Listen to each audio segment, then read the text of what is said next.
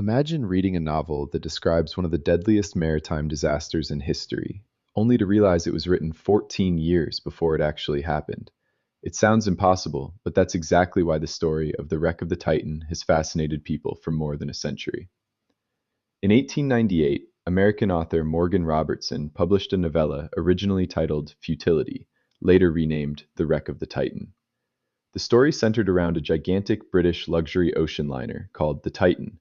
The ship was described as the largest and most advanced passenger vessel ever built. It was considered nearly unsinkable because of its cutting-edge design, and, believing it was so safe, its owners equipped it with far too few lifeboats for everyone on board. Then, disaster struck. While crossing the North Atlantic in April, the Titan collided with an iceberg late at night. The massive ship sank, and thousands of passengers were left fighting for their lives in the freezing ocean.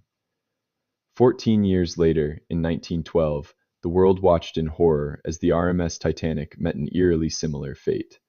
The Titanic was the largest passenger ship of its time. It was widely regarded as practically unsinkable. It also carried too few lifeboats for everyone aboard, and on a cold April night in the North Atlantic, it struck an iceberg and sank, claiming the lives of more than 1,500 people. The similarities between the fictional Titan and the real Titanic were so striking that many people wondered if Robertson had somehow predicted the future.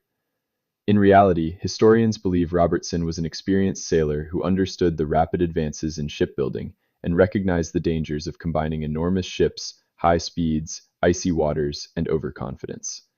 Even so, the parallels remain astonishing.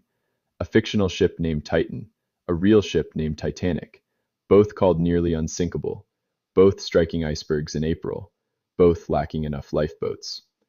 Sometimes the most unsettling stories aren't the ones that predict the future, they're the ones that come frighteningly close to it.